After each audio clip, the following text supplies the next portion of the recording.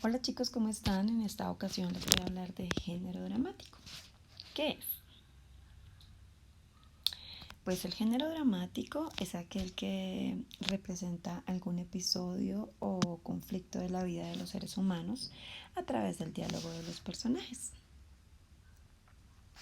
Este género definitivamente está destinado o nació para ser presentado públicamente ante un auditorio.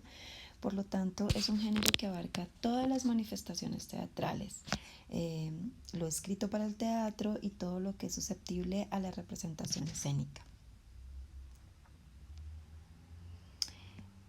Una característica fundamental de este género, chicos, es que lo que está en la obra no está descrito, ni narrado, ni comentado directamente por el dramaturgo, sino que es visto por el espectador.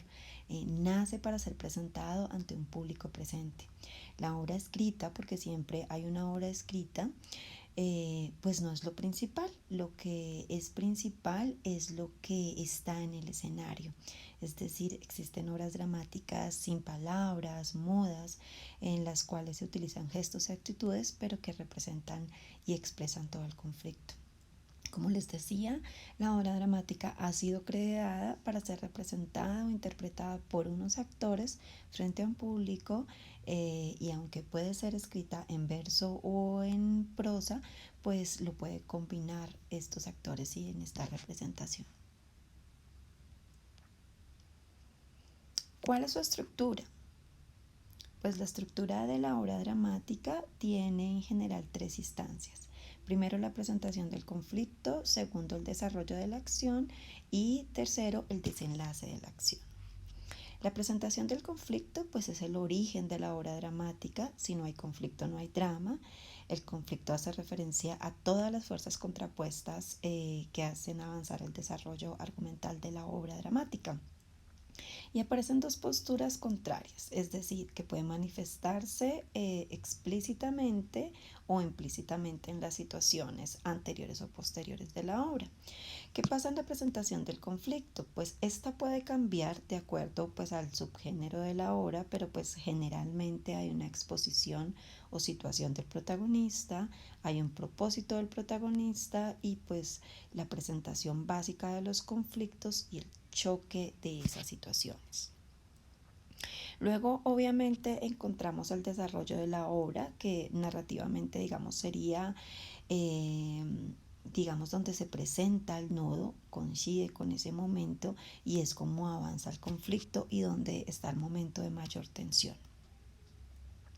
Hablamos del desenlace de la obra, que pues es el momento en que se resuelve el problema planteado y pues hay la solución del conflicto. Obviamente el género dramático tiene un texto principal y este texto principal pues divide la obra en tres momentos específicos, en actos, cuadros y escenas. Los actos es la unidad temporal y narrativa y que está marcado por la subida y cuando se baja el telón. Los cuadros es cuando cambia la escenografía en una escena y la escena es la parte de la obra que viene determinada por la entrada o la salida de los actores. Cada vez que cambia el número de actores en la escena, pues cambia la escena. El texto principal utiliza formas de expresión, cuatro formas específicas. El diálogo, que es la conversación entre dos o más personajes. El monólogo, que es el modo de expresarse de un personaje hablando con el mismo, que también se le llama soliloquio. El aparte, que es la forma de hablar entre uno o varios personajes, utilizando algo que dicen sobre la otra, pero donde los otros personajes fingen no escucharlos. Y el off, que es cuando se habla fuera de escena. Existe también un texto secundario o acotación, que es la información para la representación teatral. Pues sobre la acción las acotaciones dan datos e indicaciones sobre el lugar, dónde se desarrolla la historia, cómo está decorado, cuál es el inmobiliario a utilizar, la iluminación que se necesita para saber qué hora del día es, qué espacio y etcétera. Pues también en las acotaciones encontramos los sonidos que se deben utilizar y sobre los personajes estas acotaciones dicen el vestuario, los movimientos, los gestos, el tono de voz y la intencionalidad expresiva que cada personaje debe poner o que cada actor debe poner en su personaje. La representación teatral es la máxima expresión del texto dramático, pues porque como les dije anteriormente, este nace para ser representado ante un público presente. Esta tarea es llevada a cabo por los actores que encarnan esos personajes y que organizan y transforman este texto en un espectáculo. Por último, pues también es necesario la escenografía, que es uno de los elementos esenciales en la representación teatral.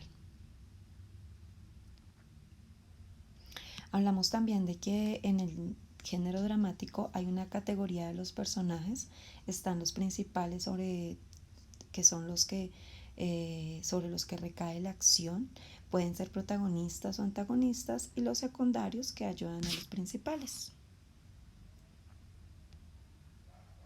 Como les decía anteriormente, un elemento esencial en el género dramático es la escenografía, porque en ella están comprendidos los decorados, elementos necesarios para ambientar el ambiente, el vestuario, prendas de vestir o ropas en general, la iluminación, todo lo que tiene que ver con las luces y lo que provoca los efectos, y los sonidos, porque la música pues da una sensación que complementa la escena.